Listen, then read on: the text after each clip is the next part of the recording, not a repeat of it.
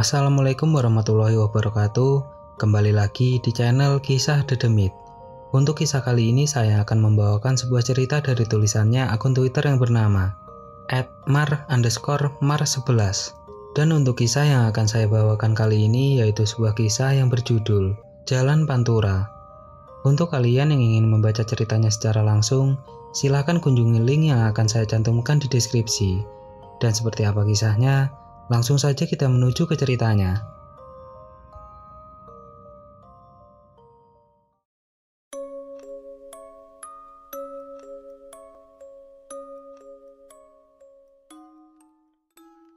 Aku ingin berbagi pengalaman mengenai jalan ini. Jalan yang masih menyimpan banyak misteri di luar logika manusia. Aku hanya akan menceritakan bagian jalan ini yang melewati kotaku saja. Untuk daerah lain, aku tak begitu paham. Di sini aku hanya berbagi pengalamanku saja, tidak ada niat menyudutkan jalan ini. Flashback di tahun-tahun sebelumnya. Aku yang dulu menjadi murid SMK, setiap harinya harus melewati jalan ini. Jalan yang penuh misteri, apalagi dengan kepekaanku yang terbuka ketika melewati jalan ini. Melihat hal-hal yang di luar logika. Di sore hari sepulang sekolah aku selalu menaiki bis bersama kawan-kawanku. Ketika kawan-kawanku asik mengobrol, aku selalu duduk menyendiri menatap jendela luar. Aku selalu melamun tak jelas menatap truk-truk besar, bis-bis besar yang masuk ke kotaku. Waktu itu suasana agak mendung. Aku masih menatap jendela luar, kulihat dari kejauhan melalui kaca depan bis, terlihat keramaian seperti pasar. Aku sudah puluhan, bahkan ratusan kali melewati jalan ini, tidak pernah melihat pasar tersebut. Ramai sekali kulihat. Orang-orang berlalu lalang di pinggir jalan itu, kenapa lalu lintas lancar? Padahal untuk jalan ini, jika terjadi sesuatu seperti mobil mogok, atau terjadi kecelakaan, maka lalu lintas akan macet dan tersendat. Apalagi untuk pasar yang cukup ramai ini, pastinya akan membuat macet parah, tapi yang kuherankan, jalanan masih lancar jaya. Ketika bis yang kunaiki melewati pasar, itu aku melihat orang-orang tersebut memakai baju merah semua. Entah itu penjual maupun pembeli. Dan beberapa mengenakan bawahan warna hitam. Kulihat lagi wajah mereka seperti senang dan tersenyum semua. Wajah mereka agak pucat, tapi aku masih berpikir positif bahwa itu pasar normal. Kupicingkan mataku lagi kulihat apa yang dijual di pasar itu. Daging merah, cairan merah, daging sapi kah, sirup kah? Tiba-tiba suara perempuan terdengar. Itu pasar setan, Dek, ucap suara perempuan lembut. Ya, itu Mbak Ara. Lah, ngapain Mbak Ara nunjukin aku kayak gituan? Tanyaku dalam hati agak kesal dengan Mbak Ara. Aku nggak nunjukin kok, kamu aja yang bisa lihat sendiri. Jelasnya, aku sedikit jengkel waktu itu. Pemandangan yang tadi kulihat orang-orang memakai baju merah semua, yang sangat ramai mereka tersenyum lebar seakan bahagia. Daging-daging merah dan cairan yang cukup kental yang dijual oleh mereka masih membuatku bingung. Tidak pernah kulihat pemandangan ini sebelumnya. Beberapa detik ketika bis tua ini melewati jalan itu, aku masih merasakan keramaian. Aku menengok ke belakang, melihat pasar itu ternyata masih ada. Bis semakin jauh melewati pasar itu, sampai aku berdiri dan kutolehkan kepalaku ke belakang. Masih ada. Ngapain, Mar? Tanya salah satu temanku yang duduk di bangku belakangku. Nggak apa-apa, kukira kamu tidur. Ucapku berbohong. Aku duduk kembali di bangkuku. Kira-kira mereka ngapain ya Mbak Ara? Tanyaku heran. Nanti kamu tahu sendiri, Dek. Jelasnya. Aku sebel dengan Mbak Ara jika ada apa-apa, dia nggak langsung memberitahuku. Aku harus mencari tahu sendiri. Keesokan harinya. Ketika aku berangkat ke sekolah, aku harus melewati jalan itu.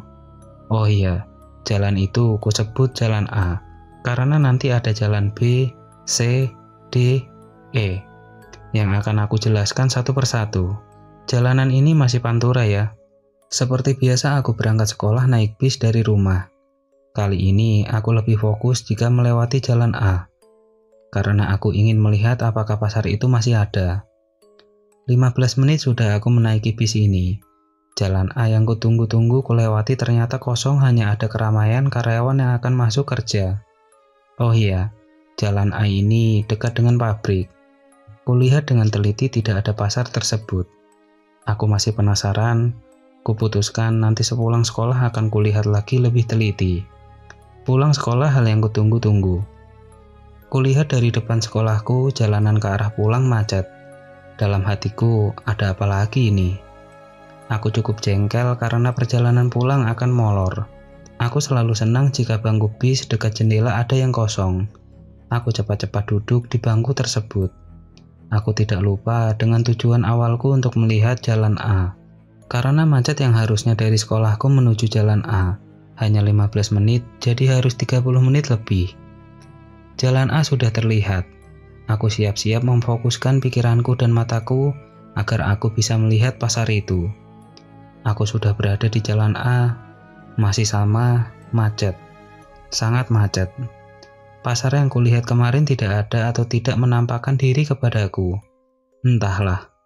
Sekarang aku malah fokus kepada kerumunan orang yang seakan kepo terhadap sesuatu.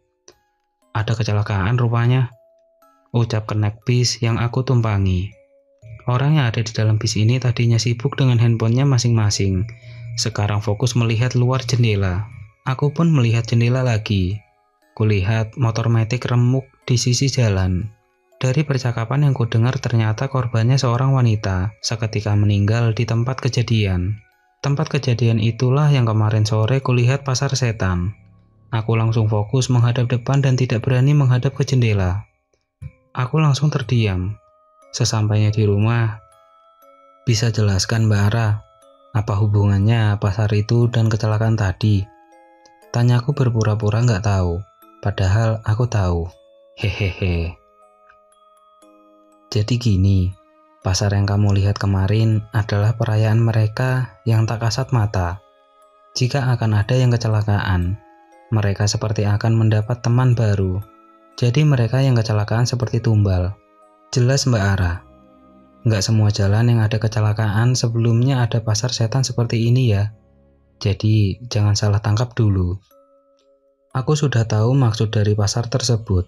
Mereka tersenyum lebar, bergembira dan tertawa. Akan mendapat teman baru. Di jalan A ini setiap akan ada kecelakaan, maka mereka yang tak kasat mata membuka pasar sehari sebelum kecelakaan tersebut. Tepatnya mulai sore sampai malam. Orang biasa nggak akan mengetahui pasar ini, tetapi orang yang mempunyai indera keenam pasti bisa melihat dan merasakannya. Jalan A ini sudah sering memakan korban. Jalan A ini terkenal angker di kotaku. Oh iya, aku punya pengalaman dekat jalan A ini. Waktu itu aku turun dari bis ada keperluan. Aku turun hanya berjarak belasan meter dari jalan A ini. Aku menunggu temanku di sekitar itu. Aku berdiri di pinggir jalan. Beberapa menit kemudian ada mobil jeep melaju kencang dan menabrak pembatas jalan lalu terpental dan terguling di depanku persis. Posisi mobil itu terbalik hanya berjarak 3 meteran dari tempatku berdiri. Pemandangan yang mengerikan pertama kali kulihat kecelakaan begitu dekat. Kulihat lelaki keluar dari mobil itu. Syukurlah, ia baik-baik saja, hanya luka kecil di kepala yang mengeluarkan darah segar. Setelah itu temanku datang. Aku masih takut dan shock melihat kejadian itu. Bicara tentang keangkeran jalan A, masih lebih mengerikan lagi jalan B. Semua orang di kotaku bahkan mengetahui betapa angkernya jalan ini. Jalan tengkorak. Jalan tikungan maut adalah julukan yang pantas untuk jalan ini. Aku akan lanjutkan menceritakan jalan B. Jalan B ini berada di tikungan tajam. Setiap hari juga aku melewati jalan ini menuju ke sekolah. Yang tahu aku di kota mana dan tahu jalan yang kuceritakan di tweet ini cukup diam saja. Aku nggak mau menakut-nakuti. Jalan Pantura pun yang ada di kota kalian pasti punya cerita mistis sendiri kan? Kumohon, jika tahu daerah yang kumaksud, lebih baik diam aja ya. Jalan B ini aku nggak mau menggambarkan lokasi spesifiknya, karena kalian pembaca dari daerah kotaku pasti tahu akan jalan ini. Kita namai dengan Jalan B saja. Jalan B ini berada di tikungan. Setiap bulannya bahkan memakan banyak korban, tapi korban ini nggak sampai meninggal sih. Seperti truk besar yang terguling, kendaraan roda 2 yang tiba-tiba oleng dan terjatuh, kendaraan besar yang mogok, dan masih banyak keanehan lagi di Jalan B ini. Aku sendiri pun saat masih sekolah sering menyaksikan truk besar muatan barang terguling. Yang sering kecelakaan di sini biasanya berplat nomor luar kota. Seperti biasa, aku berangkat sekolah naik bis. Kali ini aku tidak duduk di dekat jendela. Aku fokus menghadap ke depan ketika bis ini melewati Jalan B. Tiba-tiba semua penumpang berdiri untuk melihat ke arah jalan. Oh iya, untuk jalan Pantura yang kuceritakan yang sering memakan korban adalah jalan sebelah kiri menuju kotaku. Jika aku berangkat sekolah, berarti jalan itu berada di sebelah kanan. Sebuah truk berukuran besar terbalik, ia membawa muatan kaca besar yang banyak. Kaca itu pun pecah memenuhi jalan. Pemandangan yang sudah biasa aku lihat. Sepulang sekolah, hal asik yang kulakukan melamun di jendela bis. Entah apa yang aku pikirkan. Ya, beberapa meter lagi bis yang kutumpangi ini akan melewati sebuah tikungan yaitu Jalan B. Aku melihat sosok perempuan berdiri persis di tengah jalan, tepatnya di pembatas jalan. Ia melambai-lambaikan tangannya seperti ke bis yang aku tumpangi. Orang ini mau berhentiin bis di tengah jalan begitu? Pikirku dalam hati. Kulihat kakinya tidak ada. Tubuhnya melayang di atas pembatas jalan yang terbuat dari beton itu. Oh, setan rupanya. Dalam hatiku, aku masih memperhatikan dia. Ia masih melambai-lambai. Kurasa ia sedang melambai ke arahku. Dari jauh kulihat wanita itu sangat cantik sekali dan berambut panjang. Tetapi setelah bis ini melewatinya, wanita cantik itu perlahan-lahan berubah menjadi nenek-nenek peot yang memiliki senyum mengerikan. Ia tetap melambai ke arahku. Wanita itu adalah salah satu penghuni terkuat di Jalan B itu. Rumornya makamnya berada di sekitar jalan itu. Di dekat Jalan B itu terdapat kerajaan gaib yang dipimpin seorang ratu yang cantik. Jika orang empaka dan indigo melintasi jalan ini, maka ia akan melihat dan merasakan pusaran energi yang besar berada di tikungan ini. Diibaratkan bentuknya seperti pusaran angin yang sangat besar. Kayak angin tornado tapi berwarna putih bening. Makanya di tempat itu sering terjadi kecelakaan. Yang aku herankan tidak ada korban jiwa yang meninggal. Mereka hanya luka-luka saja nggak sampai meninggal. Mungkin pusaran itulah penyebab seringnya truk-truk besar terguling. Kerajaan ini sangat tertutup. Makhluk-makhluk tertentu saja yang boleh memasuki kerajaan tersebut. Kerajaan ini nggak bisa kuceritakan lebih dalam karena para penghuni di situ tak mengizinkan. Waktu itu aku sudah bekerja. Aku berboncengan dengan temanku. Ada keperluan dan harus melewati Jalan B itu.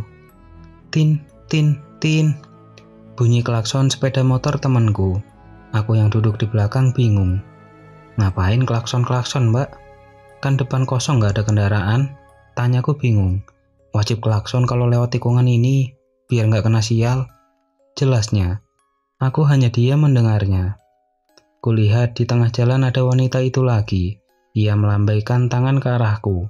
Yang awalnya cantik dalam 2 detik berubah menjadi nenek peot yang senyumnya menyeramkan.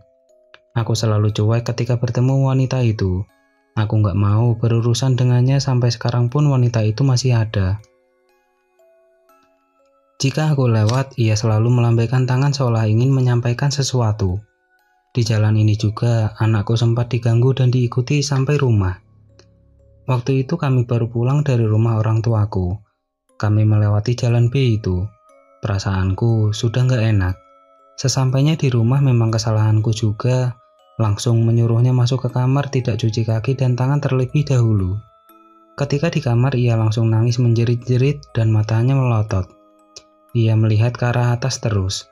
Dan kulihat ke atas rupanya ada perempuan berbaju hitam. Serba hitam, matanya melotot. Lidahnya panjang menjulur keluar. Tanpa basa-basi langsung kupelototi dia.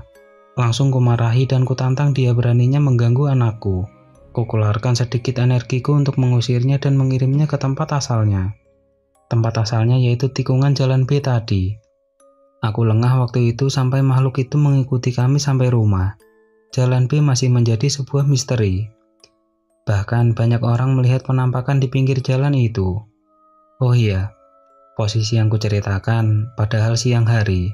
Apalagi kalau malam gimana ngerinya. Jalan C. Ini dekat dengan rumahku, setiap bulan mencari tumbal. Energi yang berada di sini sangat negatif dan kuat. Bahkan di sini ada sebuah perkampungan tak kasat mata. Namaku Mawar. Aku seorang karyawati di salah satu pabrik. Nasib sial menimpaku. Waktu itu aku pulang kerja posisi sudah hampir maghrib. Aku turun dari bis. Ketika aku ingin menyeberang, tiba-tiba kendaraan menabrakku. Dan aku terpental sampai di tengah jalan. Lalu, tiba-tiba datang truk besar dari arah belakang lalu melindas diriku yang sedang hamil 2 bulan. Ungkap salah satu jin korin korban kecelakaan itu, ia menangis terseduh-seduh dengan tubuhnya yang remuk. Entah berapa banyak korban di sini. Mereka semua mati secara mengenaskan. Perkampungan tak kasat mata itu berada di pinggir jalan C. Makhluk yang menghuni di kampung itu berwajah pucat dan tua. Mereka sering berlalu lalang di sekitar jalan tersebut. Faktanya bukan mereka yang menyebabkan seringnya terjadi kecelakaan. Mereka hidup cuek, tidak peduli dengan makhluk yang lain. Mereka melakukan aktivitas seperti manusia normal. Tak cukup banyak yang kuceritakan di jalan saya ini. Jika ada pun, semua adalah jin korin korban kecelakaan. Aku nggak ingin menceritakan karena kasihan dengan keluarga korban yang membaca tweetku ini. Pantura menyimpan misteri. Jalan D. Jalan ini berada di depan sekolahku persis. Jalan ini termasuk jalan pantura yang sering memakan korban juga. Bahkan beberapa murid di sekolahku pernah mengalami nasib buruk di jalan ini. Bahkan sampai meregang nyawa. Hari ini adalah ujian semester 2, satu kelas diisi oleh sebagian kelas 2 dan sebagian kelas 1. Aku menatap bangku kosong itu, kulihat ia nampak sedih, murung dan hampir menangis. Mar, tadi si Doni datang kan? Tolong jawab dong, tanya salah satu temanku. Apaan sih? Datang apaan? Itu si Doni, adik kelas yang baru kemarin meninggal. Jawab dong, ini temannya ada yang tanya. Pinta temanku. Jujur aku selalu risih jika ditanyai hal seperti ini. Karena kami anak yang memiliki kelebihan khusus, kalau mood yang gak baik gak akan cerita apa-apa, dan dipendam sendiri. Temanku memaksa, akhirnya aku menjawab. Iya, tadi siang dia datang, duduk di bangkunya. Jawabku malas. Terus dia bilang apa? Mungkin ada pesan gitu, ini teman-temannya pada tanya. Pinta temanku. Gak bilang apa-apa kok, jawabku. Padahal ada. Saking malasnya aku menjawab. Hehehe. Intinya sih si jin korin Doni bilang ia sedih, menyesal, dan ia menangis padahal ini ujian kenaikan kelas. Malah ia mengalami nasib yang sial. Woi Mar, udah tahu kan beritanya adik kelas meninggal di jalan depan tuh? Depan sekolah maksudnya? Ucap teman pramukaku. Iya udah, emang kenapa? Tanyaku malas, takutnya ditanya-tanya lagi soal hal begituan. Kemarin Mas Bintang dia komunikasi sama Doni. Si arwah Doni dimasukin di badannya temannya Mas Bintang. Lalu kamu tahu dia bilang apa? Ucapnya dengan semangat. Bilang apa? Jawabku yang bodoh amat. Dia menangis. Dia sedih, pokoknya ia belum ingin meninggal. Pokoknya sedih banget deh. Salahmu sendiri kamu kemarin malah balik duluan, gak ikut ngerumpi. Ucap temanku itu. Oh iya, kami para bantara pramuka mempunyai hal unik. Kami rata-rata anak indigo dan memiliki kelebihan. Jika kami kumpul pasti yang dibahas hal kayak begituan. Aslinya seru banget sih. Waktu itu sehabis pulang sekolah aku disuruh keluargaku untuk pergi ke minimarket. Aku mengendarai sepeda motor, belum sampai di minimarket. Aku terjatuh dari motor dan nasib sial. Ada truk melindas kakiku. Setelah itu aku tak ingat apa-apa. Ucap jin korin Doni. Untuk nama dan kendaraan yang menabrak dia aku samarkan. Untuk masalah Doni ini, mohon maaf aku nggak bisa jelasin secara lengkap karena aku menghormati keluarga yang ditinggalkannya. Sebenarnya aku tahu banget tapi kasihan juga kalau diceritakan lengkap di sini. Aku ceritakan intinya saja. Rumor yang beredar ia menjadi tumbal di jalan itu. Ada juga yang bilang Ia menjadi tumbal karena ada renovasi gedung sekolah. Dan para penghuninya nggak terima, akhirnya salah satu murid ada yang menjadi korbannya. Untuk lokasi kecelakaannya, ia masih dekat di jalan depan sekolah. Aku lebih percaya ia bukan tumbal. Memang nasib buruk yang menimpanya. Tenang di sana ya Doni. Jin Korinnya yang kasihan ketika aku lewat depan jalan sekolah, pasti ia berada di sekitar situ, dekat dengan lokasi kecelakaannya. Di jalan D ini energinya cukup negatif. Energi negatif di situ berkumpul menjadi satu. Di jalan ini kalau malam hawanya menyeramkan sekali. Dulu anak pramuka kayak kami sering menginap di sekolahan. Pastilah kami sering merasakan dan tahu tentang jalan ini jika malam hari tiba. Waktu itu persami. Aku yang aktif dalam anggota pramuka pasti mengikuti kegiatan tersebut. Aku melamun di lapangan sekolah menghadap ke jalan raya depan sekolahku. Jalan Pantura. Tiba-tiba aku melihat sebuah burung api terbang tinggi. Dari Pantura sampai dekat sekolahku. Burung itu seperti burung gaib berwarna api, yaitu merah ke oren-orenan. Ia terbang tinggi lalu merendah secara perlahan. Aku terus memandanginya. Sayapnya mengepak secara perlahan. Merendah, rendah sampai menghilang di pohon mangga samping gedung sekolah. Burung ini seperti gambar 3D yang merah menyala seperti api. Baru pertama kali aku melihatnya. Tadi kamu lihat burung nggak? Burung warna merah banget kayak api unggun? Tanyaku dengan temanku yang ada di dekatku. Saat itu pada malam hari ya, sekitar jam 9 malam. Burung putih kah? Jawab temanku. Burung apaan? Nggak ada kok. Jawab temanku lainnya. Barusan lewat warna merah api. Masa nggak lihat begitu besarnya? Ucapku. Iya, yang aku lihat warna putih kok. Barusan lewat kan? Jawab dia. Berarti di matamu warna putih ya? Tapi aku jelas-jelas lihat warna merah kok. Coba lihat di pohon tinggi itu kayak ada putih-putih nangkring. Ucapku kaget sambil melihat ke arah pohon itu. Benar juga, apaan tuh? Jawab temanku. Oh iya, jalan D ini ditunggu oleh makhluk tinggi besar berbulu. Siapa lagi kalau bukan genderuwo? Jalan E. Seperti biasa, setiap berangkat sekolah aku naik bis. Hal yang menyenangkan ketika aku bisa duduk di samping jendela. Melamun, hal yang sering aku lakukan. Jalan demi jalan dilewati sampai ketika aku melewati persawahan yang di tengahnya ada gedung sangat tinggi. Seperti gedung-gedung di kota besar. Tunggu dulu, sawah. Di tengahnya ada gedung tinggi. Aku sudah mengiranya. Gedung tinggi itu ternyata gaib. Ya, sebuah pemandangan biasa. Entah aku yang bisa melihat atau mereka yang ingin menunjukkan bahwa keberadaan mereka ada. Orang yang ada di gedung itu seperti manusia tapi bentuknya agak pendek. Ia tidak memiliki cekungan di antara hidung dan bibirnya. Entah mereka melakukan apa. Mereka berlalu lalang seakan sedang sibuk. Gedung itu seperti gedung perkantoran. Makhluk gaib ada perkantoran juga. Iya, makhluk gaib adalah plagiat dan peniru yang hebat. Mereka bisa meniru apa saja yang dilihatnya, kecuali kalau dia punya energi yang kecil. Sering beberapa kali aku melihat di daerah lain, kulihat gedung-gedung gaib seperti daerah persawahan dan tanah kosong yang luas. Sepertinya memang mereka menampakkan keberadaannya dan membuktikan jika mereka memiliki kehidupan yang sama dengan manusia. Mbak Ara, apa kamu bisa masuk ke gedung itu? Aku ingin melihat apa yang dikerjakan oleh mereka. Pintaku kepada Mbak Ara. Tidak bisa, hanya makhluk tertentu saja yang bisa masuk ke tempat itu, bahkan aku sekalipun tidak boleh masuk. Jelas Mbak Ara. Apakah mereka mempunyai raja atau pemimpin? Tanyaku lagi. Kita makhluk halus hidup menggerombol, membentuk sebuah kerajaan sendiri-sendiri. Ada raja, ada ratu, beserta jajarannya mirip dengan manusia. Jelas Mbak Ara. Kuurungkan untuk mengetahui tentang gedung gaib tersebut. Mereka seperti menutup diri dan tidak boleh diketahui oleh para manusia. Jalan F. Jalan ini berada di luar kotaku dan tempat itu sekarang menjadi tempat tinggalku setelah berumah tangga. Jalan yang masih berada di Pantura dan masih menyimpan banyak misteri. Kedua mertuaku kecelakaan di jalan F itu dan berakhir meninggal setelah dirawat 2 bulan di ruang ICU. Jalan itu sudah terkenal angker dan memakan banyak korban kecelakaan. Bahkan 2 hari setelah mertuaku kecelakaan, ada yang kecelakaan di tempat tersebut. Dan parahnya, mereka terlindas truk yang lewat di jalan itu.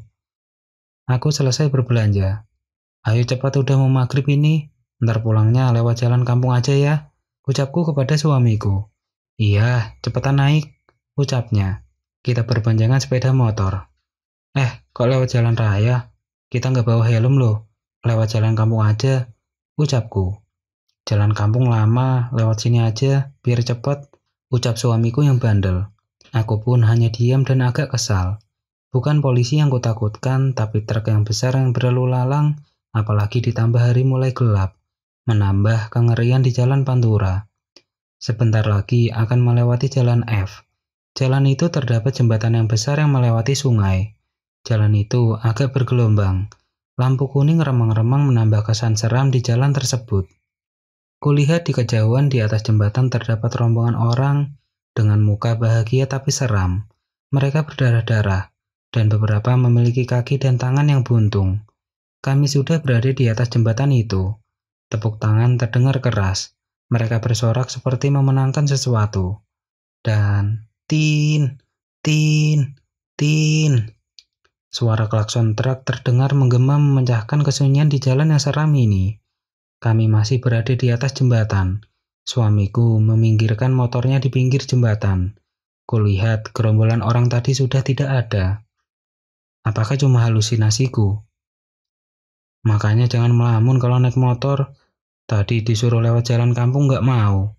Ucapku agak kesal dan masih kaget. Itu hanya beberapa kisah dariku tentang beberapa makhluk gaib penunggu jalan Pantura.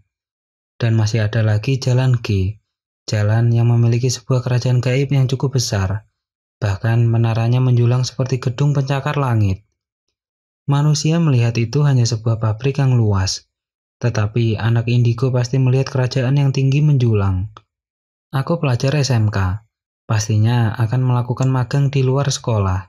Aku dan kawan-kawanku telah memutuskan untuk magang di pabrik A, di pinggir jalan Pantura. Ya, di pinggir jalan pabrik itu sering terjadi kecelakaan entah karyawan itu sendiri atau pengendara yang lewat. Mak, aku berangkat dulu, ntar pulangnya sore karena mulai magang, ucapku kepada ibuku. Iya, hati-hati, ucapnya. Aku berjalan menuju jalan raya. Aku kali ini naik bis jemputan pabrik. Seperti biasa, aku duduk di sebelah jendela. Aku terus melamun melihat jalanan. Butuh waktu 45 menit menuju ke tempat magangku. Bangunan pabrik mulai terlihat. Tunggu, apa itu? Sebuah menara tinggi berwarna kuning dan coklat. Salah satu menara tersebut seperti kubah masjid yang sangat besar. Bis yang sudah berada di tempat parkir, dan kulihat lagi menara itu hilang. Aku menghembuskan nafas. Mulai halu lagi aku. Aku berjalan menuju bangunan pabrik yang sangat luas. Pabrik ini benar-benar sangat luas. Dari tempat parkir dengan tempatku magang harus berjalan kaki 10 menit. Pabrik ini benar-benar sangat luas. Dari tempat parkir dengan tempatku magang harus berjalan kaki 10 menit. Pabrik ini mempunyai banyak bangunan, tetapi beberapa dari bangunan itu dibiarkan kosong dan tak terawat. Dan tempatku magang harus melewati bangunan kosong tersebut. Aku dan 2 temanku diantar oleh salah satu staf untuk menuju ke tempat magang. Ketika melewati salah satu bangunan kosong, ya, kita harus masuk bangunan itu. Gelap, hanya sedikit cahaya matahari yang masuk. Kulihat tabung-tabung besar dan banyak pipa besar di bangunan itu. Aku takut, sangat takut. Aku takut dengan barang-barang besar seperti tabung tersebut. Bahkan untuk melihat pesawat dan kapal dari dekat saja, aku merasa takut dan ngeri. Aku memiliki ketakutan yang aneh. Ruangan tadi memiliki ukuran yang besar, dan yang pasti gelap. Setelah melewati ruangan tadi, ternyata harus melewati ruangan lain. Ruangan ini terang karena memang ada lampunya. Tetapi ruangan itu lebih seram ketimbang ruangan yang sebelumnya. Ruangan ini memiliki lorong yang panjang. Di sebelah kanan dan kiri terdapat ruangan lain. Masing-masing ruangan tersebut memiliki pintu yang besar. Kulihat ruangan di sebelah kiri gelap total. Ruangan di sebelah kanan adalah ruangan admin yang tak terpakai lagi. Aku membayangkan jika harus melewati lorong ini sendirian. Walaupun terang, tapi masih menyimpan kengerian. Beberapa menit kemudian aku sampai di tempat magang. Panas, pengap, dan berdebu. Itulah gambaran dari pabrik tersebut. Kami mendapat jatah pekerjaan masing-masing di sini. Aku pertama kali bertemu dengan suamiku. Hehehe. Hari pertama magang terasa berat. Panas, gerah, capek menjadi satu. Tiba-tiba ada bapak-bapak yang menghampiriku. "Kamu lihat kan?" tanya bapak itu. "Lihat apa, Pak?" tanyaku kaget karena dia muncul tiba-tiba. "Kamu lihat kan, di sebelah selatan pabrik ini ada kerajaan gaib," ucap bapak itu. "Mana ada, Pak? Aku nggak tahu tuh," ucapku agak kaget. "Pokoknya kamu hati-hati, kalau lihat kamu harus pura-pura nggak lihat," ucap bapak itu serius. Bapak itu langsung pergi. Kulihat kakinya nampak dan ia memakai seragam pabrik yang sama seperti yang lainnya. 2 minggu lebih aku menjalani magang ini. Saat yang kutakutkan tiba. Teman-temanku tidak berangkat ke tempat magang karena ada urusan di sekolah. Aku harus menjalani magang ini sendirian. "Dek, tolong antar surat ini ke departemen sebelah ya. Tahu kan tempatnya?" ucap salah satu karyawati. "Iya Mbak, siap," ucapku. Ada rasa ragu untuk melangkah, karena aku harus melewati bangunan kosong dan luas itu. Sendirian, bahkan tidak ada seorang karyawan pun yang berada di situ. Kumantapkan langkah kakiku, sebentar lagi aku akan melewati lorong itu. Kini lorong itu berada di depanku. Terang, tapi sunyi. Kulangkahkan pelan-pelan, perlahan-lahan. Dan ada sosok pocong mengintip di pintu ruangan admin yang kosong. Aku takut, ingin menangis. Bayangkan, di siang bolong ditampakin sosok pocong, sosok hantu yang paling aku takuti. "Dek, kamu jangan takut, kita ada di sini. Mereka nggak akan berani mendekatimu," ucap Mas Atmaja. Ia adalah jin ganteng yang mengikutiku setelah Mbak Ara. Aku tak menggubris omongannya. Aku berlari sekencang mungkin dan menutup mata melewati lorong tersebut, yang kira-kira memiliki panjang 15 meter. Nafasku tersengal-sengal dan berhenti sejenak di ujung lorong. Kali ini uji nyaliku belum selesai. Aku harus melewati sebuah ruangan yang luas yang dipenuhi mesin-mesin pabrik. Pipa-pipa besar dan tabung-tabung besar memenuhi ruangan tersebut. Gelap, sepi, sunyi, tak ada satupun lampu. Hanya mengandalkan sinar matahari yang menerobos dari celah-celah genting. Kali ini aku lebih tenang. Kulangkahkan kakiku perlahan. Kulangkahkan kakiku masuk di ruangan gelap itu. Di dekat pintu masuk, rupanya ada sebuah ruangan admin yang gelap dan kosong. Kulihat sudut ruangan itu ada sosok perempuan berambut panjang. Aku lihat pakai mata ketiga. Kupercepat langkah kakiku. Kulihat ke atas ke arah tabung-tabung besar itu. Ternyata banyak segerombolan kuntilanak yang berada di atas tabung besar itu. Aku tak mau diketawain oleh kuntilanak itu karena aku ketakutan. Aku berjalan seperti tidak melihat apa-apa. Dan akhirnya aku keluar dari ruangan mengerikan itu.